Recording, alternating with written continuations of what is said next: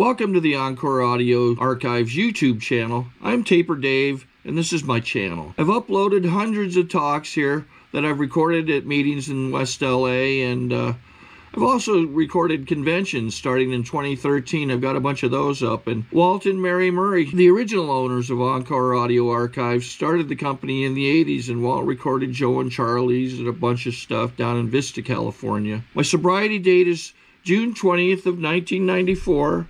I hope you find something you like, so please like and subscribe to my channel and comment down below. If you want to hear something that I don't have or that you don't see, I'll see that I get it. Anyways, take care and have a great day if you want to. Please join me in welcoming our next speaker, Anne.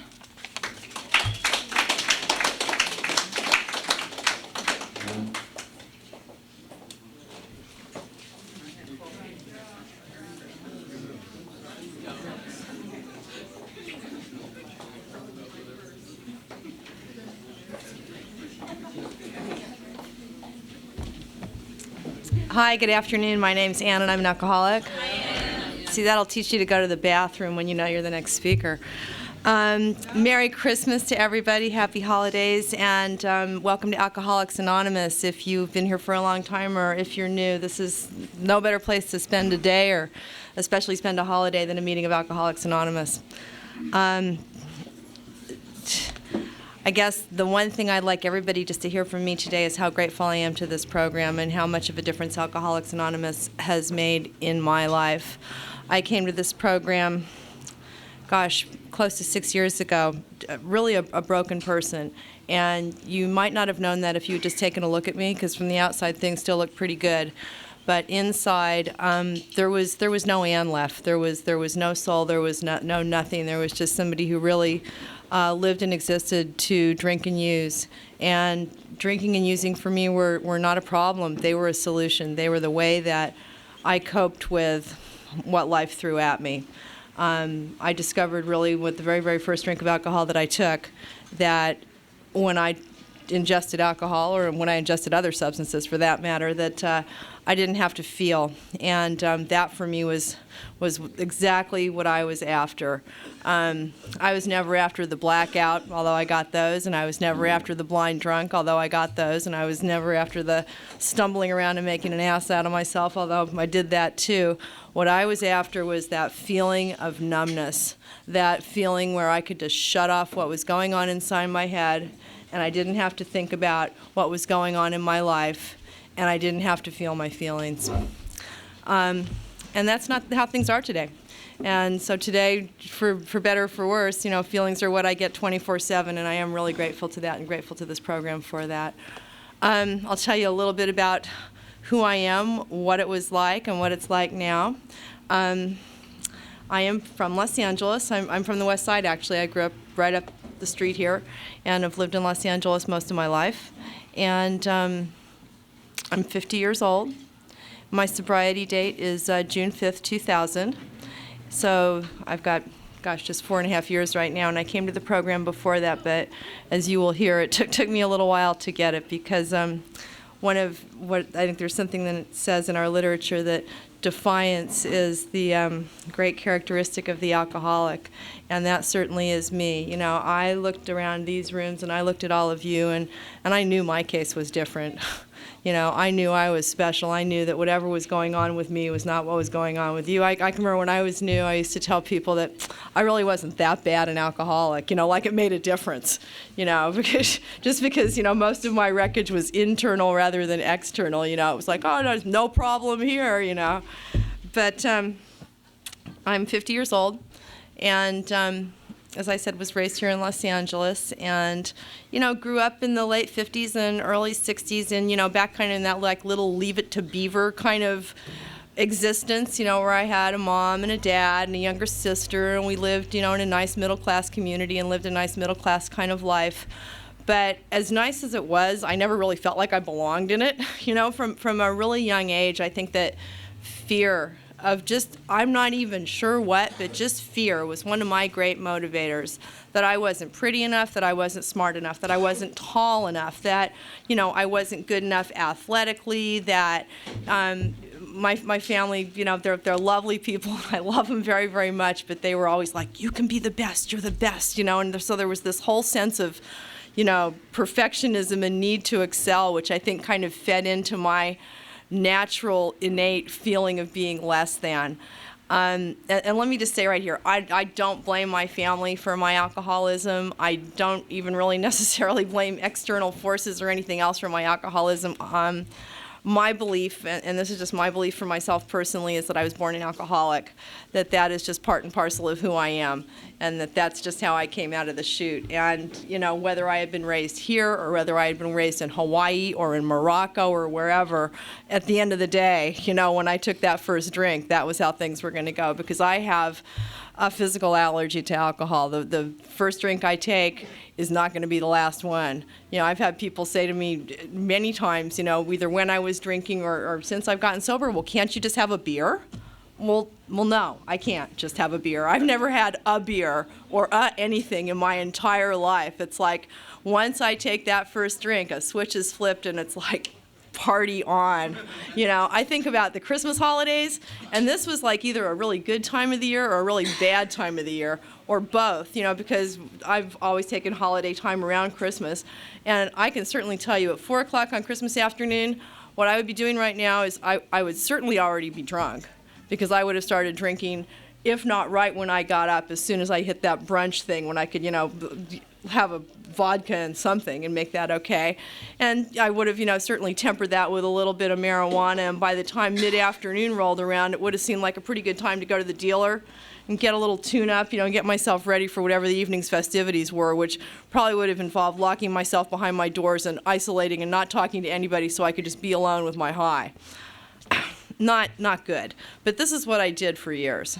As I said, I grew up in kind of a nice middle-class family, and went to parochial school and went to junior high school, and got out and participated in things. I was a Girl Scout. I was a 10-year Girl Scout of all things. I've got badges up the yin-yang, and really tried to to do what was expected of me. I really had I cared what you guys thought. I really, I wanted to be accepted. I wanted to be popular. I wanted to be part of. I never felt like I was. I always felt like people were kind of looking at me and like, what's up with her? But, I struggled on.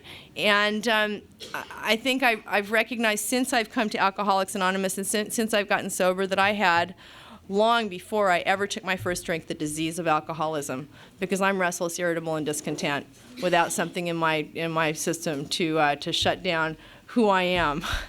And although I didn't take my first drink till I was 15, I was so ready for it before then, because I was just anxious. I was just anxious and uncomfortable and never able to really sit still, to be in the moment, to relax and to enjoy Anne. I was always just worried about what was the next thing that was going to happen, or what did you think, or why didn't I do that thing back there right? I could never just stay in the present.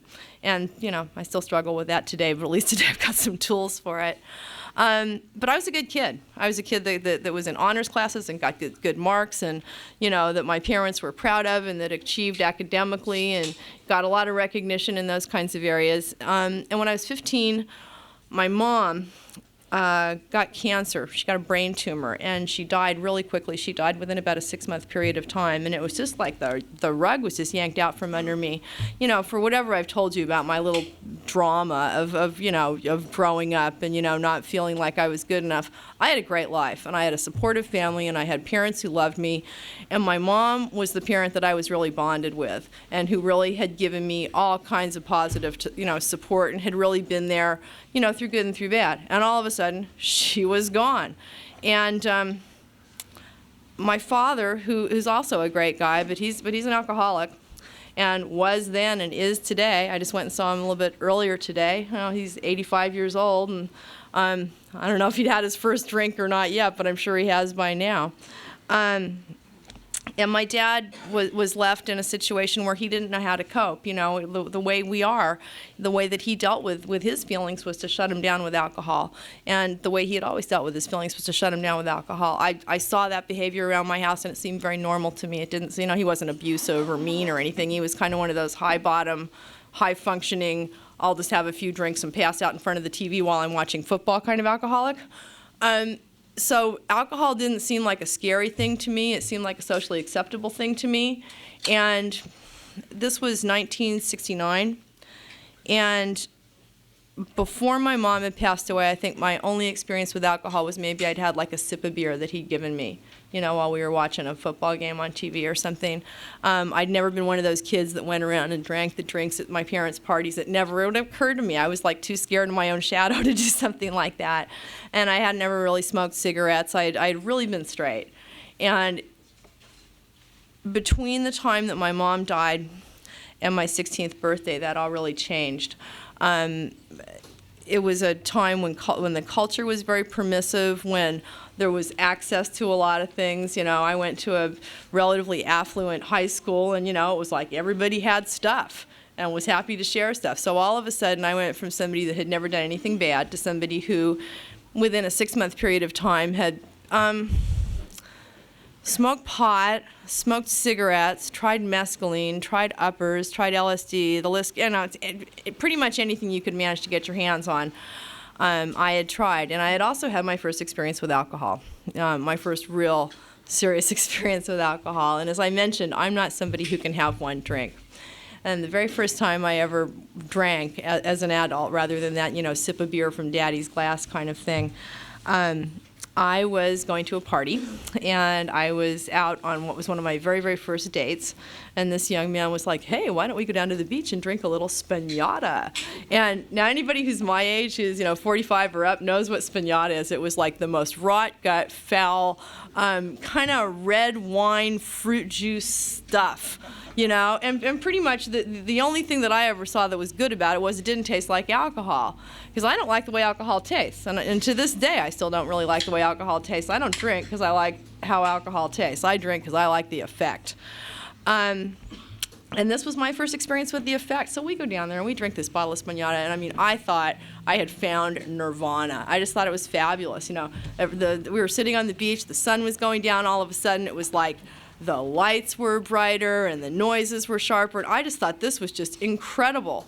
And this was for about 20 minutes until, like, I told you, I'm an alcoholic. I don't know how to have a glass of Spagnata and put it down. We drank the whole thing, or I drank most of it, shall we say. We go off to this party. I puke all over his car. This is before we even get there. You know, we get to the party, and he's like, Ann, it's nice seeing you, bye-bye. And, you know, I'm wandering around. I think my recollection is I fell in the bushes. I tore my dress. I knew I was going to be sick again. Found my way to the bathroom of this lovely home up in Brentwood, and it was in this girl's bedroom suite, which was all white shag carpet, white mohair bedspread, white. People are locked in the bathroom. God knows what they were doing, but I can't get in there. And, like, you know how when you go, there's no choice about it. There was no choice about it. Up comes the Spagnata all over this woman's white everything. And that was it. That was, you know, it was just from the get-go. That was the kind of experience that I had when I drank. Now, it never occurred to me that, gee, this wasn't really successful, this alcohol. I mean, there were things that, like, I tried, and I never tried again. Like, I didn't like downers. Downers didn't seem like they worked for me. I was never a pill taker. I experienced it. I tried it. I walked away from it. I'm sorry to say I've done a couple other bad white powder kind of things. And none of those things were compelling to me the way alcohol was. Alcohol, although it, from the very first time, was obviously not something that worked for me real well, I could not wait to do it again, you know? And I thought, well, you know, this was just my first experience drinking. When I learned how to do this won't be a problem. I'm a teenager. I've seen other people, you know, make asses out of themselves at parties and drink too much. This was obviously just what happens the first time I drink. Well, you know, come to find out that's not what happens the first time I take a drink. It's what happens pretty much every time I take a drink. And that's not to say that I didn't have a good time. I enjoyed being drunk. I enjoyed being the life of the party. I enjoyed being the girl that had gone from being this little introverted, you know, quiet, shy thing to somebody that was happy to be the life of the party. You know, show me the table to dance on top of, and I was, you know, I was right there. And I had some really, really good times. And what I've come to see as I've gotten sober and as I've had a chance to really look at my life without having alcohol be there as a daily part of it, coloring my perceptions of everything, was that there weren't that many good times to begin with. It was my head that was telling me I was having a good time. And as time went on, what good times there were got less and less and less. And the times that I did stupid things, the times that I woke up regretting what I had done the night before, the times that I just was, that I woke up thinking, oh my God, did I put that dent in the car? Or where's my wallet? Or who are you? Became more frequent than the times when I was like, oh yeah, I went out to a party and had a couple drinks and it was great. I could not control my intake of alcohol, and I certainly couldn't control what happened after I took that first drink. It was anybody's guess whether it was going to be a good time or whether it was going to end up in pitiful and incomprehensible demoralization. So flash forward to my 40s. I'm an alcoholic. I don't learn my lessons real quickly. I have to really be smacked about the head to get it. And so I'm still drinking, and I'm still making bad choices, and some of the bad choices I made were in the area of companionship. I think I went through life, always wanting to have a boyfriend and always wanting to be in a relationship, and I pretty much always was. Now, who I was in a relationship with was an entirely different matter, because I had discovered really early on that I wasn't really very well suited to be in a relationship with somebody who didn't drink and didn't use, because, they'd be saying, geez, you sure seem like you drink a lot. Do you drink a six-pack of beer every night? Don't you ever not drink? And who wants to hear that? So pretty much one of the minimum qualifiers for me to date you was that you had to drink and you had to use. And pretty much you had to drink and use more than I did. Because then who was going to say anything? If you're the one that's falling down drunk, how are you going to tell me I've got a problem? Or if you are, I can turn around and tell you you've got a problem. So my boyfriends in my relationships, and God bless them, I'm sure they're all great guys, and several of them are sober today, thank God. But they were all with people of the lower companion variety, and this was how I lived my life. I was somebody who had started out with a lot of promise and the chance to really go anywhere and do anything that I wanted, and the choices that I had made had led to me dropping out of college. They had led to me, by the time I said I got to be in my early 40s, I had changed jobs 7 times in 8 years. And it wasn't because I was getting fired. It was because my little head was telling me, you're going to get fired. They're going to figure it out. They're going to know who you are. You're bad. You're inadequate. And I would bolt. Before you could decide, before you could give me a performance review, I was out the door and on to the next thing, leaving whatever wreckage I left behind me. So here I am, I'm in my 40s, and I've still got my career going. I'm a salesperson, and that was a career that was really, I'm very well suited for. I'm a big bullshitter, and my life was a lie. There was one person that walked out the door in the morning, and that was the Ann that put on her little suit or her little dress and went out and sold something. And then there was this other person that lived inside of me that was living only to get off work, to get to the liquor store, to get that first drink in me, and to do what I considered to be my life's business, which was to get loaded. And these two things were just had been in conflict for quite some time, but they were just about to the point of just crashing into each other, and creating just a horrible train wreck. And let's see, the lower companion that I was involved in towards the end of my drinking was a guy who was an alcoholic and who was also a cocaine addict, which was sort of an added benefit. I got free cocaine. I got to judge him. I didn't have to deal with any intimacy issues because certainly neither of us were capable of being intimate. And we got to fight, which also worked real well for me, because I could work all my anger issues out on you because it was your fault. It was your problem. I was a victim. Blah blah blah blah blah. And wouldn't you know it, he decided to get sober. I couldn't believe it. He went into rehab for 6 months. I was like, what? Huh? Because again, all of a sudden, I'm having to start to take a look at myself. I'm having to start to think, well, geez, if Tim's doing something about it, maybe he must think, well, what does that mean? I have a problem too? No, I couldn't have a problem. He's got the problem. It's how my head's going. Well, he was in a very, very rigorous sober living program. And one of the things that they said was, we don't care what kind of relationship you came in here. We don't care who your friends are and who your family is. If they're not sober, they're not setting foot in here. You're not talking to them on the telephone. They're out of your life. And so in the strongest possible terms, it was suggested to me that I should get sober. And I had spent a lot of time and a lot of effort in the game and in the business of self-denial. You know, on one level, I knew I was an alcoholic, but I was like, hey, I'm a high-functioning alcoholic. What's the problem here? I get up and I go to work every day. I don't call in sick. I drive a car. I've got insurance. I have a job, you know. Why shouldn't I drink? Who are you to tell me that I'm not going to drink? So for me to accept that I was powerless over alcohol or over anything for that matter, or that my life was unmanageable was a big stretch for me. But I also, you know, I wanted to, as I said, I'm a people pleaser. I wanted to be accepted. I didn't necessarily want this relationship to end. So I said, okay, I'll get sober.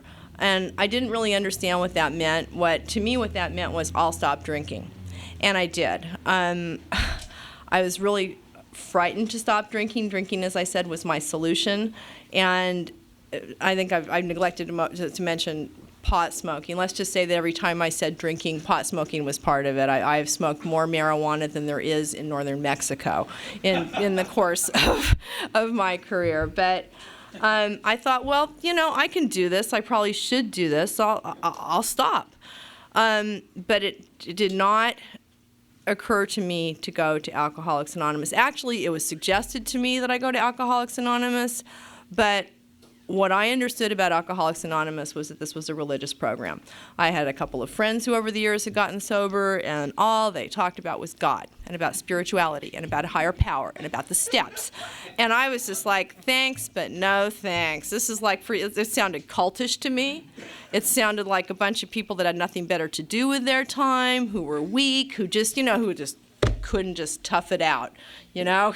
And that's what my family ethos was all about. You know, my father's an ex-Navy pilot. He's all about that kind of mano a mano, we'll just get through it, you know? Not we'll take a look at ourselves and figure out what's wrong and try and deal with it. I never heard that stuff. So I stopped drinking, and under duress, I would come to meetings of Alcoholics Anonymous. My significant other, who I was still seeing, who by this time was kind of coming out of this sober living environment and beginning to re-enter the real world. He was in a halfway house, and then he was going to come back and, you know, get an apartment and get a job. He was going to these meetings. He was going to these meetings all the friggin' time, you know? And it seemed, you know, he had a sponsor, and he was working the steps. And, you know, it seemed like the minimum that I had to do to be able to kind of keep this thing going, keep people off of my back, was to go to meetings of Alcoholics Anonymous. So I would show up.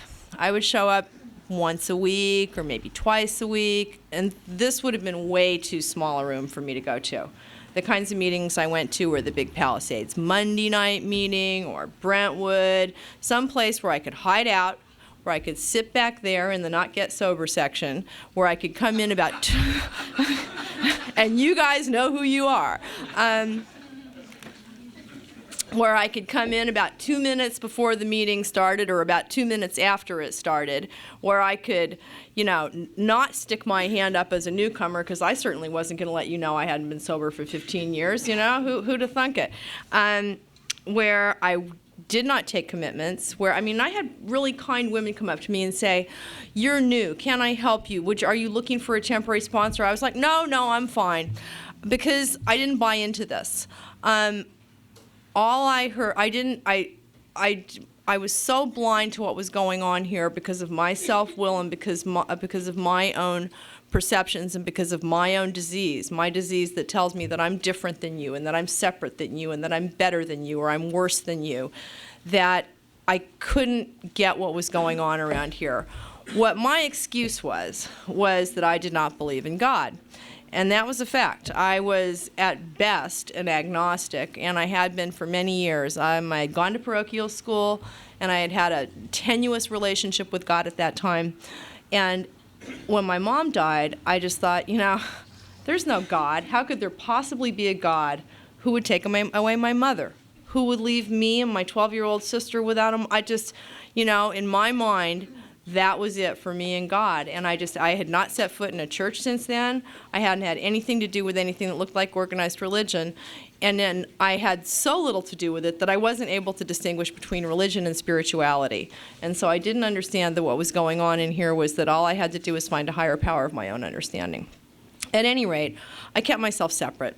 I came to meetings, I didn't talk to you, I didn't get a sponsor, I didn't take commitments, I wasn't of service, I didn't work the steps, I didn't do anything to work on my own recovery whatsoever except sit in a chair with cotton in my ears and a little frown on my face, tap, tap, tapping my foot, waiting until I could get out of there, okay? And does anyone have an idea how this turned out? Okay, well, it didn't turn out really very well. Because I'm self-will run riot, and I don't know what's best for me. And what finally happened was, I spent a year and 4 months being a dry alcoholic. I spent a year and 4 months without a program, without a drink, getting crazier and crazier and angrier and angrier. I was like that kettle that's just coming up to a full boil. And I got to full boil, and my solution to deal with the feelings and the anger and the emotions that I was having, because I told you, I don't like to feel. I like to drink so I don't have to feel. I like to take drugs so I don't have to feel.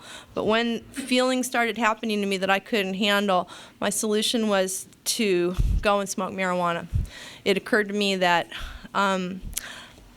it wasn't like drinking. It wasn't like I'd be losing my sobriety, whatever that was. I wasn't sober in any way, shape, or form.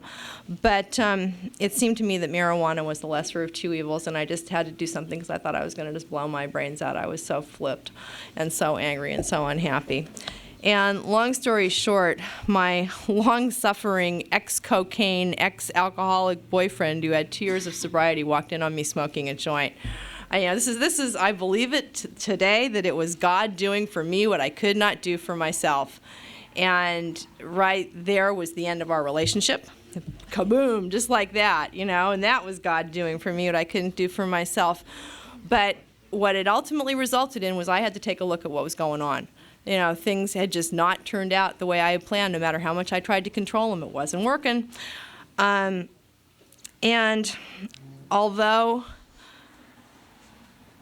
I had a lot of fear and a lot of suspicion about Alcoholics Anonymous, I also had been around enough of these meetings that I had seen that people changed. And I had heard the message from this podium on some level, and I had heard that there was something that seemed to be working for people. And I knew that I had to get over this God thing because that seemed like it was the barrier between me and any kind of recovery. And so I talked to a friend of mine who's kind of just a cool guy that I've known since elementary school, who is just like me, an alcoholic and a drug addict, but he had 20 years sober in this program. And he had never preached it to me. He had never moralized it to me. He had never proselytized. He had been a true attraction, not a promotion. He was just somebody that lived a good life. And when I got to my bottom, which was after all these events had transpired, and I realized that I didn't want to go back where I had come from. I didn't want to start drinking again. I didn't want to live the kind of life that I had been living for those 29 years that I drank and used. I hated that person, and I had that time that I had away from alcohol, even though I wasn't in recovery, I had some clarity, and I liked waking up every day without a hangover, and I liked being able to look in the mirror and not see my face bloated, and I liked being able to remember what I'd done the day before and who I'd been with and how I'd conducted myself. And that was how I wanted to live. I just didn't know how to do it. So I called my friend and I said, Alcoholics Anonymous, I understand that this is what works. I understand that this is the only program that people have found that really seems to show some sort of recovery, but I'm not comfortable there. I don't like the God talk. Every time somebody talks about God, I just want to just run out of the room because I don't believe in God. And he said, well, it's a higher power. It's not God. It's whatever you conceive of as being a larger power than yourself. It could be the ocean. And he said, well, do you think you're the highest power, Ann? Do you think that you're the center of the universe, that the planets are spinning around you? And I was like, well, much as I'd like to think that, and he said, that's really all you need. You don't have to have any defined idea of what God is or who God is or what a higher power is or how it works in your life. All you have to believe is that there's the possibility that something might exist that's bigger than you. And I thought, well, I can do that. And it was like a lifeline was being thrown out to me, because all of a sudden I felt that I could come in here and I could tell you that I was new. And I was so filled with ego and filled with pride that I didn't want to take any direction from anybody, but I trusted this guy, and he said, do yourself a favor, get up off the couch, get out of your pity pot, go to a meeting, ask somebody to sponsor you, take a commitment, get involved in the program of Alcoholics Anonymous, and turn your life around. And I didn't feel like I had any other choice. I felt like I had gotten some good advice, and that left to my own devices, because I had tried it. I had tried it my way. I really had. And that year and 4 months had not been a success. It really had not. I could have told you that I wasn't drinking and that I'd lost 15 pounds and blah, blah, blah. But, the truth was that I was an angry, unhappy, lonely person, and I didn't know how to fix that. And this seemed to be the only solution. So I came the very next day to the meeting that's now my home group, and got someone to sponsor me, and she's still my sponsor today. And I took a commitment cleaning up the coffee pots after the meeting, and I still have that today. And really started to do what's required of us around here. I started to take some direction. I've worked the 12 steps, and for those of you who are new, the steps were one of the things that was the most terrifying to me. When I heard about that, I was like, I am so never taking an inventory, and I'm never going to read it to anybody. I'm not going to make amends to people. What are they? And powerlessness. I mean, the whole thing just sounded like a bunch of gobbledygook to me. And again, it just, it was somebody asking me to do something that I hadn't thought of myself, and that's not how I operate. But I was fresh out of answers, and I was scared, and I was teachable, and that's the bottom line. Is I had to get to a place where I was ready to surrender, and where I was willing to be taught, and where I was willing to, shut up and listen.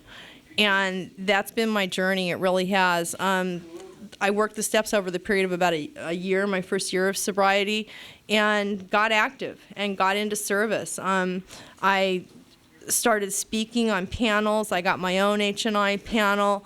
I did service at meetings, whether it was bringing the cookies or cleaning the coffee pots or doing the literature or being a secretary, and I started to sponsor women. And I'm going to wrap it up here, but I have to tell you that my sponsor used to tell me that the only way to get better was through being of service, that the only way that I was going to live my life successfully was to get out of my obsession with myself and to start focusing on others. And I was like, what do you mean my obsession with self? Just because I think about me 100% of the time, what are you talking about? But she was correct. It seemed to me when she suggested that I was so busy living my life, and I had so many things that I was worried about. How was I going to find time to do something for somebody else? But she was relentless. She is relentless. She's got 38 years of sobriety, and this woman is a toughie. And she said, you need to get some sponsees. You need to get some, just on and on and on and on. It was like, I had to. And I didn't know how to do it, other than just, go out there and live my life, and just if God wanted sponsees to be in my life, they would be. And, today, actually, I think right now I'm sponsoring 5 women. A couple of them are here tonight. Hi, you guys, Christy and Christy. And she was right. It has been the most freeing thing. It has helped me so much in my recovery. It's there. I don't know how. I can't explain to you in a logical way how it works, but when I step outside of myself and when I do something that is not about me and that is about somebody else, I don't have a chance to let all this stuff go on in my head. I don't have a chance to obsess and to worry and to freak out and to, overanalyze and to do all the things that I do not to stay in the moment. And it's been wonderful, and it's really, I think, of all of the gifts that I've gotten in sobriety, and I've had a lot of them, it's one of the greatest gifts is the chance to give back. And I believe what they say, that we don't get to keep it unless we give it back. I believe it as much as I believe anything that I've learned here. For those of you who are new, just take a seat and stay. I struggled my first year. I did not do it right. I didn't do it gracefully. The only thing I did was not drink and use. And it's been time that I think has made me comfortable in this fellowship, and to want to be of service, and to be comfortable in myself, and I still screw it up, and I still don't do things perfectly. Just ask my fiance; he'd be happy to tell you that, right, Bobby? No, I'm a lucky girl. So I look at myself and I think I have the best life in the world, and the only way that I get that is by turning it over on a daily basis and asking my higher power to help me through the day. And the only way I get it is by staying in the rooms of Alcoholics Anonymous. And so I'm really thankful that Brandy asked me to come out and speak tonight. And thank you all very much.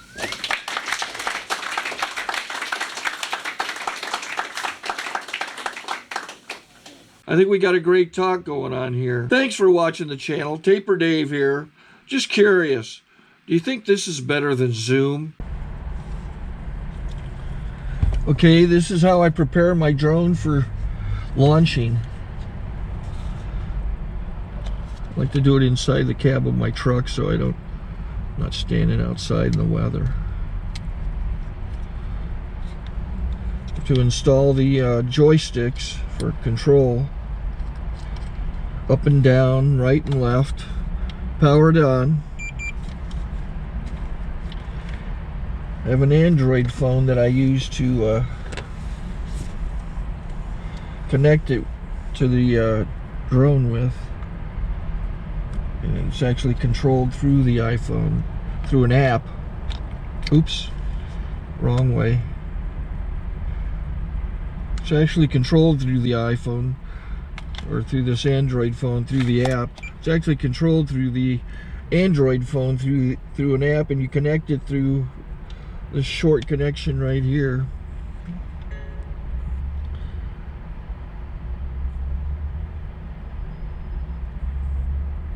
Remote control connected. Remote control's connected. So I pull out the drone. I have to extend the legs. Long legs extended first, then the short legs. Remove the gimbal protector. Set that aside, then power it on one short burst, then one long burst. I lay it down. So I have to go to calibrate. So the drone's not connected yet. It shows you here as this drone gets disconnected, even though the remote's powered on. So the drone has to establish it's connected. So I go into the app to calibration mode. First I'll calibrate the remote controller. Start calibration. Out, in, out, in, up, down, and then this little wheel is to control the gimbal. So it's calibrated. Go to gimbal calibration, start calibration, and then it calibrates the gimbal. I don't know if that shows up. The gimbal's moving all over the place. Changes, you can see it on the video. And I'm calibrated to take off. It's acquired 7 satellites at the moment. There are 26 satellites up in the sky, which it has to acquire before you can take off. So it's connected. It's got enough satellites. This is white. I can go to press this little arrow button, swipe right to take off, and it would start the motors if I slid this to the right. But I'll wait till I get outside. Don't want to do it inside.